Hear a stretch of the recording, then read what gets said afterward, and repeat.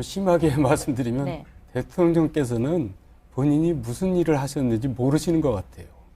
이렇게 왜 평소에 이렇게 기자들한테 얘기하거나 지난번에 또 정규제 TV 방송에서 얘기할 때 보면은 그래서 야 그리고 또 굴뚝같이 본인이 떳떳하다고 믿는 게 아닌가 저는 그런 생각까지 드는데 거기다 더 엎친 데 덮친 건 뭐냐면 변호인단들입니다. 도대체 변호인단들이 대통령을 위하자는 건지 해치자는 건지 알 수가 없어요. 세상의 바보 중에 제일 바보가 판사하고 검사하고 싸우는 사람이거든요. 근데 헌법재판관들을 모욕하고 화가 나게 만들고 이게 무슨 대통령을 위하는 변호사들입니까? 그러니까 재판관들도 아마 조금이라도 좀 동정감이 갔던 사람도 아마 마음이 돌아서지 않았을까 그런 생각까지 들 정도로 심했어요. 저는 오늘 그 부분 헌법재판소 결정문에 그 부분을 눈여겨봤는데요. 되게 그 두 가지 측면에서 좀 눈여겨봐서 첫째는 되게 알아듣기 쉽게 얘기를 했다. 제가 이제까지 다 본 건 아니지만 많은 헌법재판소의 결정문을 봤는데 문장이 제일 우리말다워요. 그래서 우리가 알아듣기가 되게 수월했다. 말로 듣는데도 논리적으로 이해가 다 되더라고요. 그 점 이제 무슨 말씀드리면서 이 헌법재판소의 탄핵 심판의 성격이 형사재판과 다르다고 누누이 지금까지 얘기를 해왔습니다. 이 공무원을 파면할 때는요, 그 공무원이 이제 지난 시기에 무슨 잘못을 했는가 이거 봅니다. 잘못을 했나? 잘못이 중대한가? 아울러서 함께 뭘 보냐 하면 이 사람이 그 공직에 계속 남아있으면 계속 그럴 건가? 안 그럴 건가도 보거든요. 그러니까 그 잘못이 우연한, 일시적인, 순간적인 판단착오에 의한 것이었나? 아니면 이 사람 자체가 공부를 수행하는 공직자로서의 의식이 잘못되어 있고 저런 뭐 부패라든가 뭐 이런 것들이 습관이 돼 있고 그래서 파면 안 시키면 앞으로도 계속 그런 식으로 공부 수행을 할 건가 이걸 함께 고려하거든요. 지금 신혜리 앵커께서 말씀하신 그 대목은 계속 대통령직을 수행하게 하면 앞으로도 계속 그럴 것이라는 판단을 한 거거든요. 그리고 이제 헌법재판관들이 그런 판단을 하게 만든 것이 바로 우리 정돈 박사님 지금 말씀하신 대리인단과 대통령 자신의 이 사건이 불거진 후의 행위들이었어요. 그래서 이 시청자 여러분들께 제가 드리고 싶은 말씀은 헌법재판소의 탄핵 심판은 단순히 과거만 보고 하는 징벌이 아니고 앞으로 일어날 일까지 감안해서 판단하는 심판의 성격을 갖고 있었다. 그리고 그 대목이 그와 같은 헌법재판소의 이 탄핵 심판의 성격을 되게 명료하게 보여준 것이었다. 이런 점에서 저는 굉장히 좋았어요. 오늘 이 보면서 정말 소통이 되는구나 헌법재판소가. 예. 네, 정태욱 의원님 이 부분 어떻게 보셨어요? 저는 그렇게 대통령 변호인 측들이 사실상 그 헌재 변론 과정에서 과도한 행동을 한 것에 대해서 절대 동의를 하는 것은 전혀 아닌데 왜 그럴까라고 아까 물어보셨지 않습니까? 왜 그럴까를 생각해 보면은 근본적으로 그 박근혜 대통령과 그 변호인단은 이 헌법재판소나 또 특검에 대해서 근본적인 불신을 갖고 있었기 때문이 아닌가 저는 그렇기 때문에 저는 어떻게 보면은 조금 일반인들과는 많이 다른 행동을 했지 않을까. 그러니까 이게 공정성을 기대했다 하면 어떻게든 그분들한테 잘 보이고 그분들의 마음에 영합하려고 하는 행동을 취했을 텐데 아예 그냥 거기서 태극기를 내 보인다든가 그리고 조금 어떻게 보면 입씨름을 하는 정도까지를 가는 그 행동은 근본적으로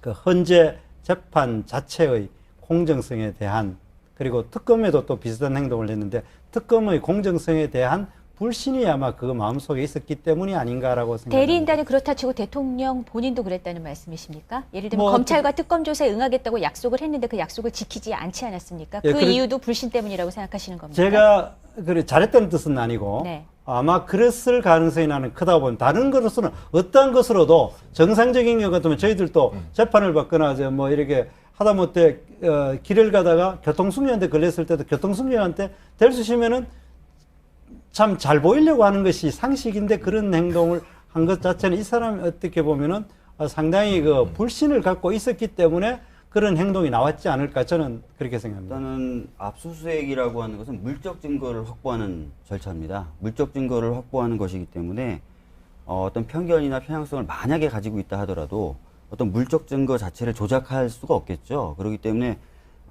편향성 또는 신뢰성의 문제로 압수수색 자체를 거부했다는 건 좀 믿기가 어렵고요. 오히려 변호사 경험을 통해서 봤을 때는 방어가 어렵지 않았을까. 물적 증거라든지 이런 것들이 특검의 손에 넘어가게 되면 여러 가지 혐의에 대해서 방어가 어려우니 거부를 한 것 아닌가라는 어떻게 보면 전략적 판단을 한 것으로 보이고요.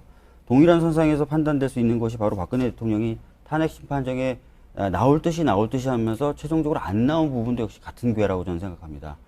나오면은 질문을 받아야 되고 질문에 대한 답변을 하는 과정에서 여러 가지 방어적인 측면에서 어려움이 있다고 판단했기 때문에 안 나온 것이라고 보거든요. 그래서 전반적으로 봤을 때는 사법적 방어의 어려움, 그것 때문에 압수수색도 거부했고 출석도 안 한 것이다. 이렇게 볼 수 있을 것 같습니다. 결국 현실을 이제 직시하지 않은 건데요. 자기 문제는 자기가 사실 잘 해결을 못합니다. 판단도 못하고. 그러니까 이제 주변 조언을 들어야 되는데 우리 소통에 문제가 많다는 건 이제 전 국민이 알잖아요. 그러니까 정말 외로웠던 것 같아요. 그러니까 누가 대통령님 이러시면 안 됩니다. 이렇게 해야 됩니다. 그런 얘기를 누가 감히 하지도 않고 또 그런 얘기를 했다라도 듣지도 않으니까 하지도 않겠죠. 저는 그런 외로움 혼자 결정하는데 그냥 다 맞춰주는 그런 구조가 지금 이런 사태를 불러일으켰지만 또 본인이 이렇게 탄핵 인용되는 결과가 나오기까지는 그런 소통 부재가 결정적인 역할을 하지 않았나 그런 생각이 듭니다. 그러니까 다음에 대통령 되실 분들은요, 이거를 잘 보셔야 될 것 같아요. 누가 될지는 모르겠지만 대통령이 되면 그 자리가 주는 권위의 힘이 있어가지고 대통령이 되기 전부터 잘 알고 지내던 사람들조차 대통령 되기 전에는 아니 그거 안 됩니다, 아닙니다 이렇게 하던 사람들도 대통령이 되고 그 사람이 그리고 수석으로 뭐 장관으로 참모로 들어가게 돼 부하로 들어가게 되면 그것부터 말을 못 하더라고요. 이게 노무현 대통령 같은 경우에 굉장히 수평적이고 권위주의가 없는 분인데도 제가 그때 가끔 청와대에 들어가서 이렇게 회의 분위기나 이런 걸 보면 예전에 노무현 변호사 시절 국회의원 시절에 맞담배 피우면서 그 앞에서 대놓고 아니라고 하던 사람들도 수석을 하면 그 말을 못 하는 거예요. 그래서 저희가 그때 보면 밖에서 누가 들어가자. 밑에 있는 사람들은 말하기 어려우니까. 그래서 일종의 특공대 조직해서 들어가서 주말에 가가지고 그러면 안 됩니다. 이러면 안 됩니다. 이런 걸 막 했거든요.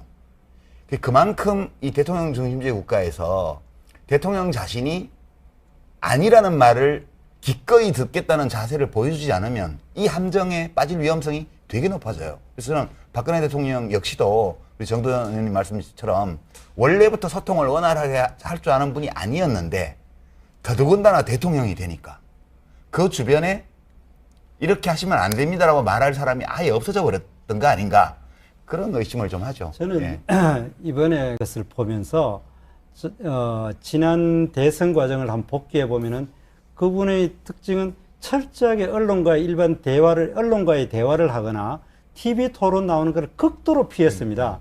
그런데 지금 대선 과정에서도 지금 여당의 가장 유력한 후보라 같은 것은 TV 토론, KBS TV 토론도 거부하고 MBC TV 토론도 거부하고 문재인 전 대표 얘기하시는 겁니까? 그렇죠. 네. 그렇게 하고 거부하고 그냥 주어진 그 시나리오를 앵무새처럼 외우고 그다음에 자기에게 조직된 그 박수부대 박수치고 그러면서 그런 데만 나가고 그럼 제대로 된 뭡니까 그 연예 프로그램에 가가지고 뭐 신변 잡기 이야기 하는 데는 열심히 나가면서 정말 검증을 받을 수 있는 미국 대선 과정에서 보는 바와 같이 이 정말 1대1 또는 여러 패널 대에 한 명을 두고 하는 집중 토론을 제대로 할 때에 그 사람이 제대로 네. 검증된다고 생각을 합니다. 네. 그런 저희가- 의미에서 우리는 과거의 경험을 한번 복기를 해가지고 아까 알겠습니다. 유시민 작가님 네네. 이야기하셨듯이 정 의원님 대선 얘기는 저희가 잠시 후에 좀 해볼 그래, 거거든요. 탄핵 얘기 조금 더 하고요. 압수수색 관련해서 좀 먼저 정태호 의원님께서 박근혜 대통령의 잘못된 점을 이렇게 인정해 주시니까 굉장히 저로서는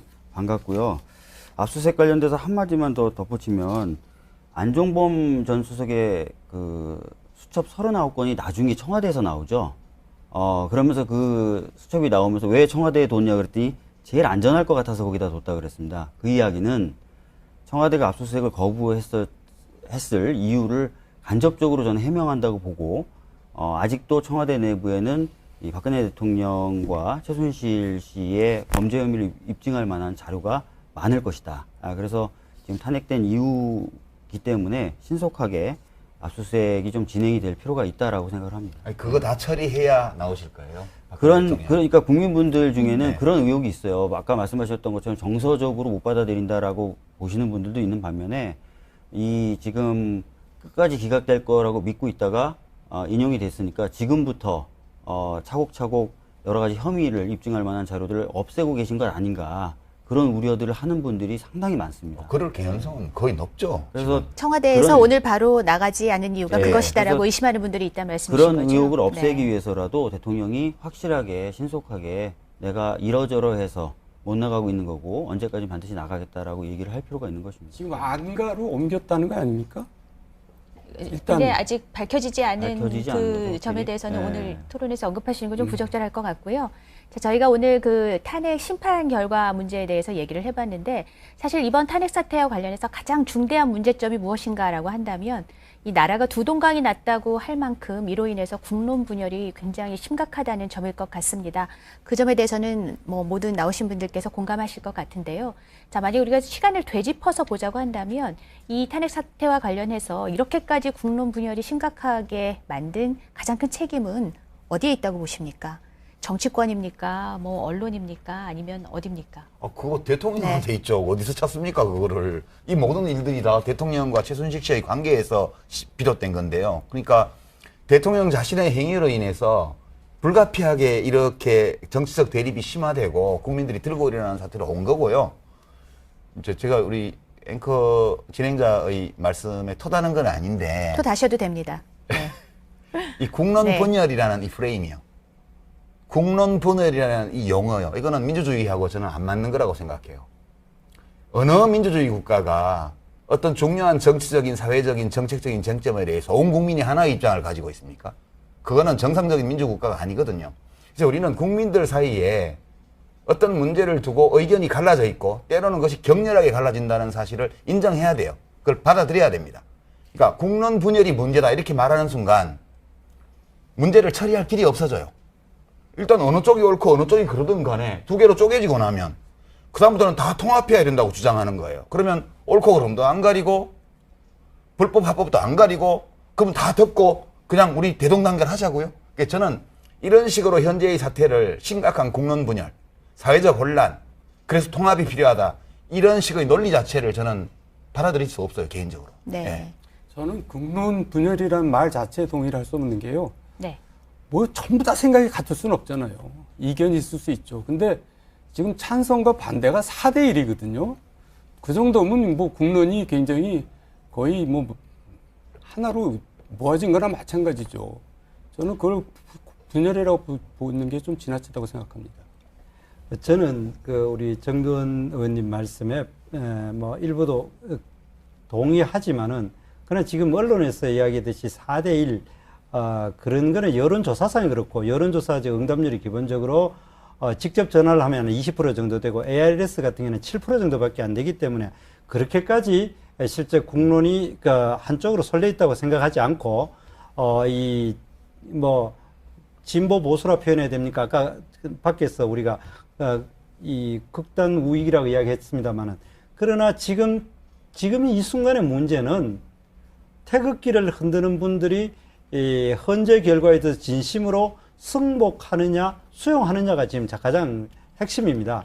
그런데 그 태극기를 흔든 분들이 기본적인 마음가짐은 탄핵을 부결을 시켜야 된다, 기각시켜야 된다는 요구도 있지만은 자기들이 평생 동안 가져왔던 나라를 지키고 또 가난한 나라를 이렇게 잘 살게 했는데 그것이 어느 날 순간에 무너질지도 모른다는 불안감 때문에 그렇게 폭풍한설이 몰아치는 아스팔트에서 태극기를 흔들면서 목이 터져라 대한민국을 외치는 겁니다. 그거를 어떻게 보면 굉장히 좀 퇴행적인 모습만으로 볼 것이 아니라 또 순수한 면도 우리가 이해를 해줘야 됩니다. 그런데 이것이 그 원인이 어디냐에 대해서는 난 변론으로 하고 앞으로 이것이 개선될 가능성이 있느냐를 봤을 때 오늘 아까 그 추미애 대표께서 그 성명을 발표할 때 나는 정말 놀랐습니다. 그거 보면은 1500만 촛불 민심의 위대한 승리이고 시민혁명의 그 완성이고 그리고 또 절대 승복 이런 용어를 그대로 이야기를 했습니다. 이렇게 된다면은 이 문제는 이제까지 원인은 어떻게 됐든 간에 앞으로 이 문제는 더 골이 깊어질 가능성이 나는 높다고 봅니다. 제가 아까 예. 우리 유시민 그 작가님 이야기했듯이 뭐 어쨌든 이게 뭐 더 이제 엄격하게 하자고 이야기하는 주장을 하는 것 같아 보이는데, 저는 우리 국민이 이 1,500 촛불 든 사람만 있는 것이 아니고 5천만 명이고, 그리고 또 시민혁명이 위대한 승리인 만큼 항상 우리 인류 역사에 보면은 혁명의 뒤에는 그만큼 반작용도 있고 이미 나타나기 시작하지 않습니까? 이렇게 될 때에 정말 그리고 절대 승복하라. 우리가 승리했기 때문에, 위대한 승리를 냈기 때문에 절대 승복하라. 이런 마음가짐보다는 정말 어떻게 보면은 그분들의 순수한 마음을 이해해주고, 그렇게 될 때에 우리 사회가 네. 좀 더 포용적으로 알겠습니다. 갈 수 있다고 저는 네네. 생각합니다. 근데 이제 그게 4대1이든 뭐 3대1이든 10대1이든 어쨌든 민심이 분열돼 있는 것은, 아까 국론분열이라는 말을 쓰는 것 자체에 반대한다고 하셨지만, 그러니까 이거는- 어쨌든 민심이 분열돼 있는 것은 사실 아닙니까? 아니 그거는 네. 분열된 게 아니에요. 서로 다른 원래 생각을 서로 가지고 다른 있는 생각이 것이다. 있는 게 정상적인 상태예요. 네. 이렇게 대통령 탄핵에 대해서 100% 국민이 어느 한쪽으로 의견이 같아야 정상적인 상황이고, 지금이 비정상이 아니고요. 네. 지금이 정상이고, 만약 그리 됐다면 그게 비정상인데, 지금 정태호 의원님 말씀 중에 제가 동의할 부분도 있어요. 예컨대 정치인들이 승복하라 이렇게 얘기할 때는 그건 자기들끼리 얘기해요. 주권자인 국민은 승복 안 해도 돼요. 왜냐하면 어차피 헌법재판소의 결정은 불복할 방법이 없어요. 절차로는.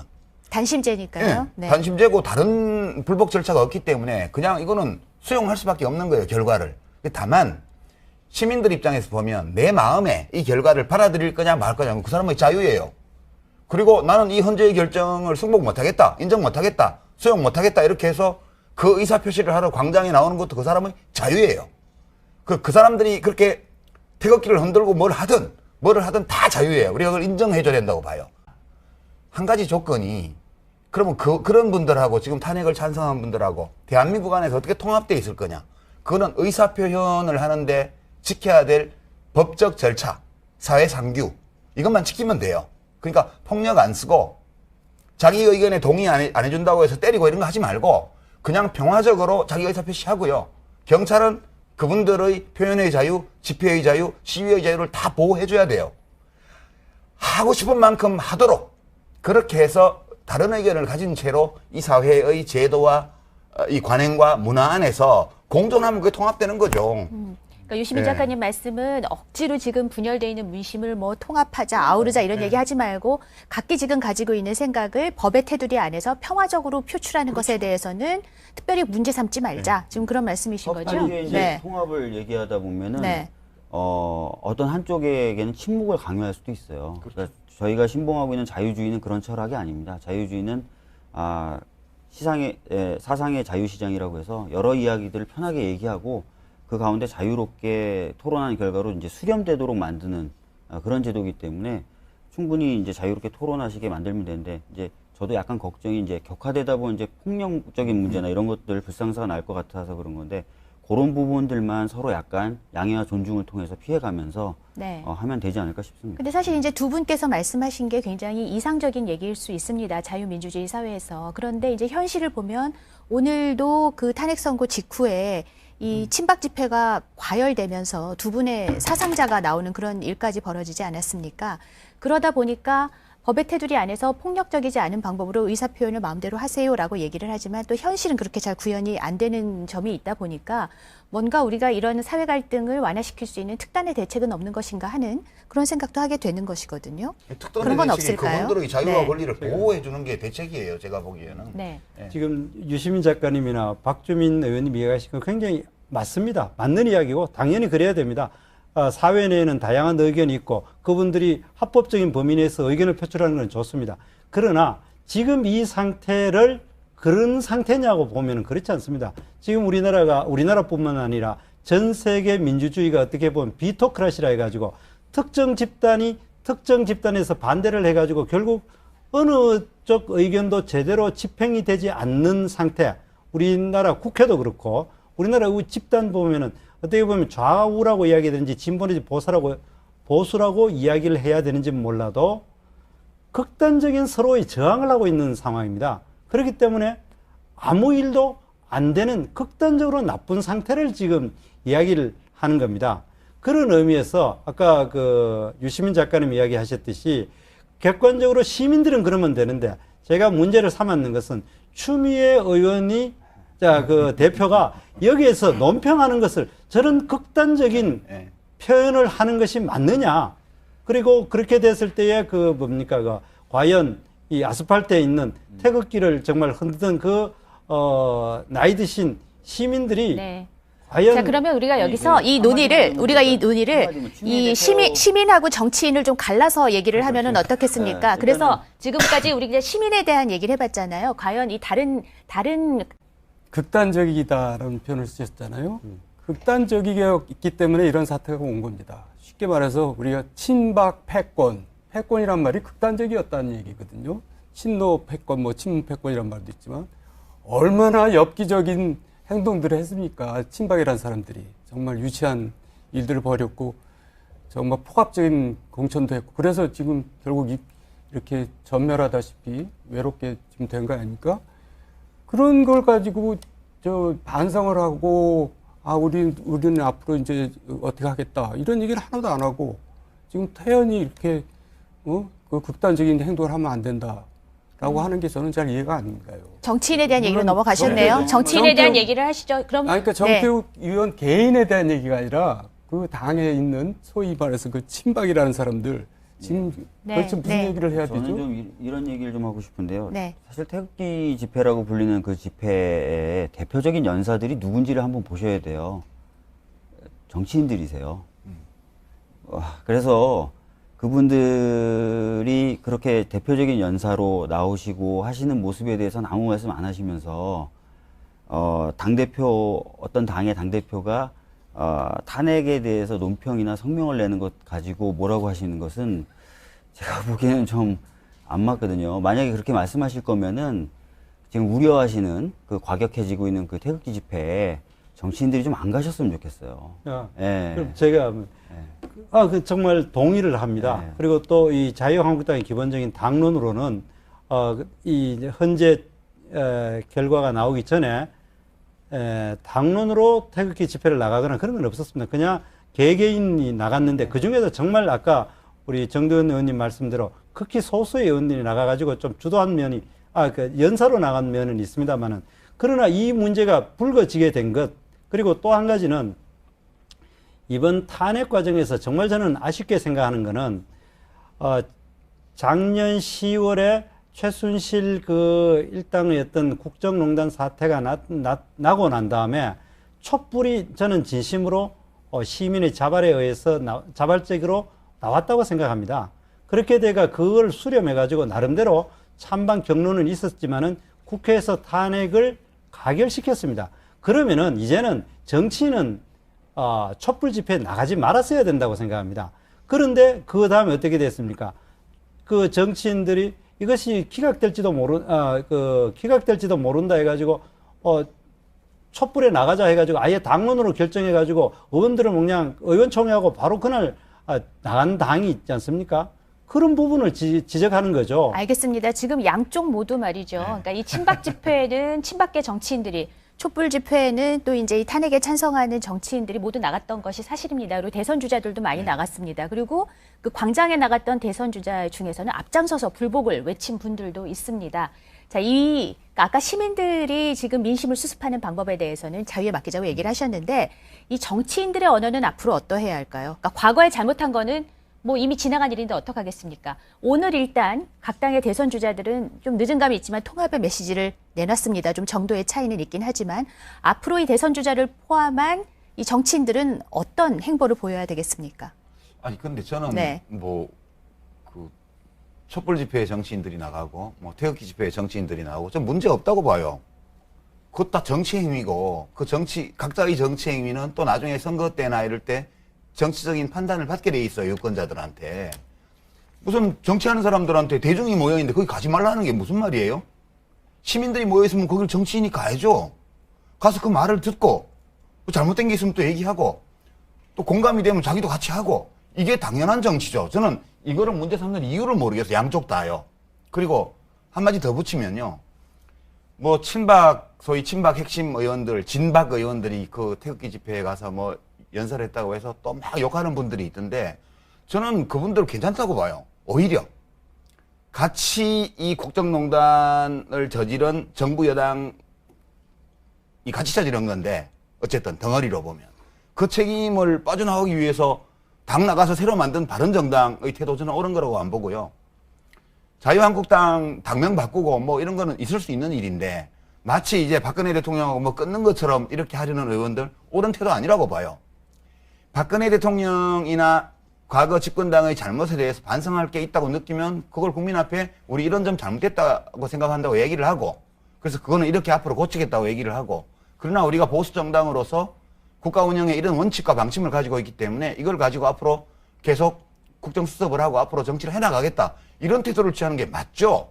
근데 지금 보면 박근혜 대통령 지지율이 바닥으로 가고 뭐 검찰과 특검에 의해서 피의자로 규정이 되고 헌법재판소에서 탄핵을 당하니까 이제 슬금슬금 다 도망친단 말이에요.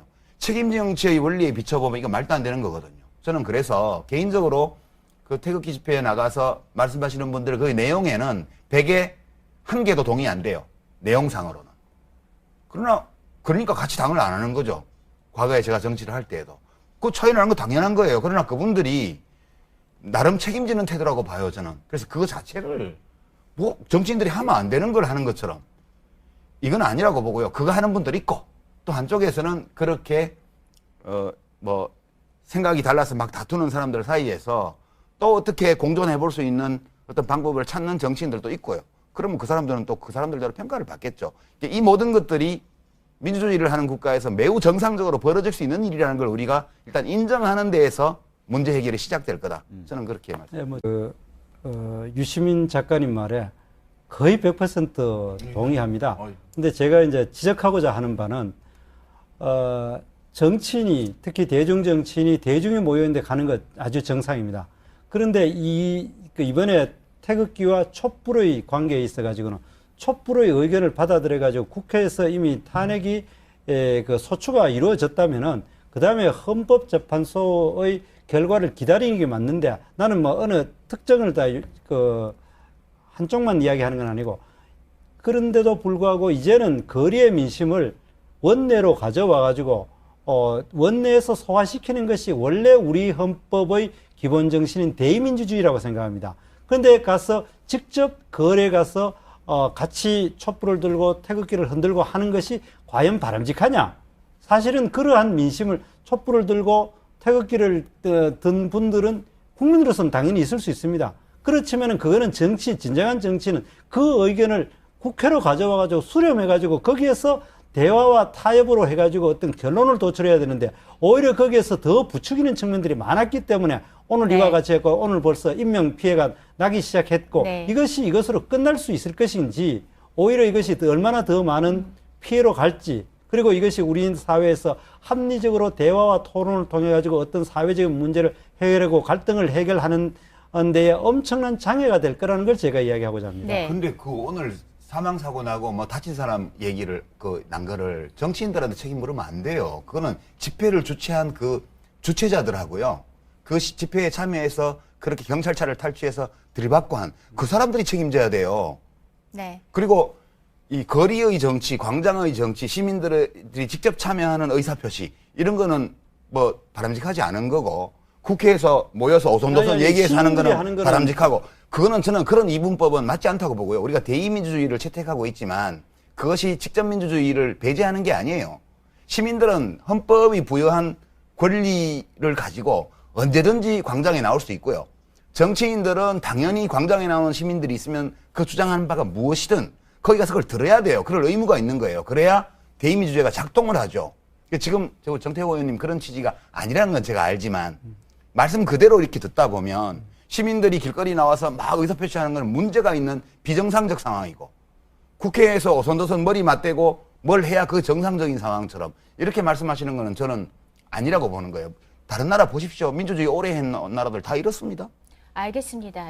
과연 정치인들이 광장에 아주 동의를 정치인들이 광장에 나가서 시민들과 함께 목소리를 낸 것이 과연 온당했는가 아닌가에 대한 판단에 대해서는 여기 나오신 분들도 생각이 좀 다를 수 있고 또 이 프로그램 보고 계시는 시청자 여러분들도 각기 다른 생각을 갖고 계실 수 있을 것 같습니다. 자, 앞으로는 어쨌든 간 그렇지만은 정말 국회 내에서 의원들이 일도 더 열심히 하고요. 또 이 사회의 갈등 극복과 통합을 위해서 더 열심히 힘써 주셨으면 하는 바람을 갖고 있습니다. 자, 근데 또 한 가지 의견이 분분할 수 있는 부분은 이 박 대통령에 대한 처리 부분이 아닐까 합니다. 파면과 동시에 이제 불소추 특권이 사라졌기 때문에 검찰이 언제라도 이제 강제 수사를 할 수 있습니다. 여론상으로는 이 법과 원칙에 따라서 엄정한 수사를 해야 된다는 그런 여론이 압도적으로 높은 상황이죠. 그렇지만 일각에서는 이 유심 작가님 싫어하는 표현이시지만 통합을 위해서 그리고 공정한 대선을 위해서 이 대통령에 대한 수사와 사법 처리를 다음 정부로 넘기는 게 어떻겠는가 하는 의견도 사실 나오고 있는 게 맞거든요. 어떻게 정도현 의원님 먼저 말씀하시겠어요? 네. 그러니까 이제 대통령에 대해서 제가 탄핵소추 초기에 이렇게 얘기했습니다.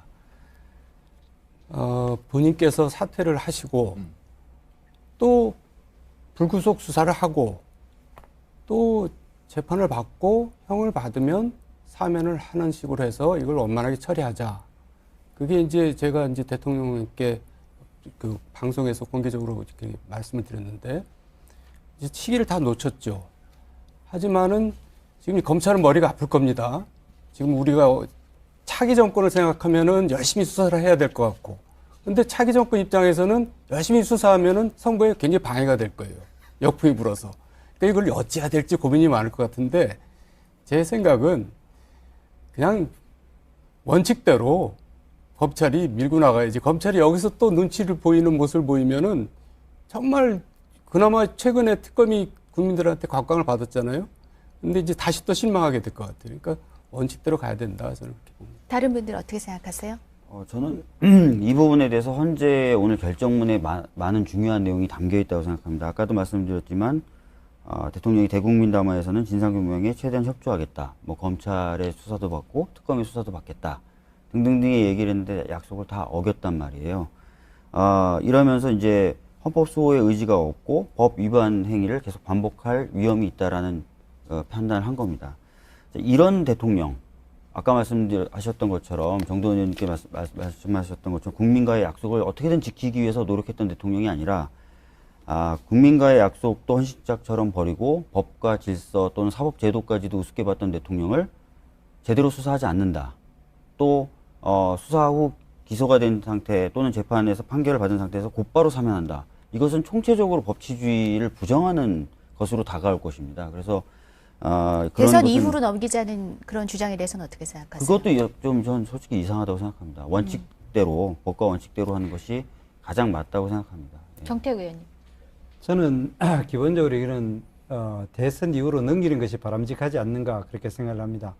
그리고 그렇게 생각하는 것은 기본 생각은 우리 정두원 의원님께서 이야기하시는 그런 부분입니다. 지금 이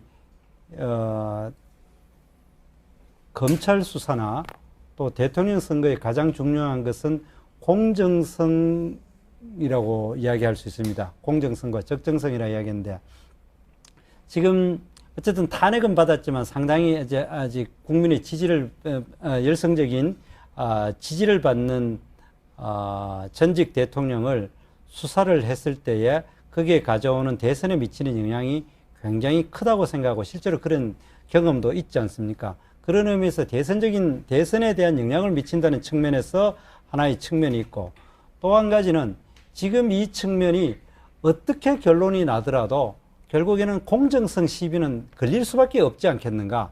그것이 만약에 지금 검찰이 아주 엄격하게 수사를 해가지고 대통령에 대해서 불리한 결론을 내렸다고 했을 때는 검찰이 또 정치검찰이라고 욕을 먹을 것이고 또 상당히 대통령에게 유리한 결론을 내렸을 때는 또 대통령의 어때 여전히 손아귀 안에 있기 때문에 그렇다 이런 이야기가 됐을 때 그것 자체가 또 대선에서 엄청난 영향을 미칠 수 있기 때문에 차라리 이 부분에 대해서는 이제까지도 제가 왔는데 이걸 굳이 이 순간에 이제 딱 한 59일, 60일 남았는 걸 갖고 막 대선에 영향을 미치고 이것이 또 논쟁이 되는 것이 과연 바람직하겠는가를 봤을 때는 저는 우리 정도현 의원님 결론하고는 좀 달리 좀 연기하는 게 바람직하지 않느냐. 그리고 대통령이 새롭게 이미 이제 59일 후에는 정해질 때 그분의 제대로 된 지위를 받는 상황 하에서 이것이 이루어지는 것이 나는 맞다. 저는 그렇게 생각합니다.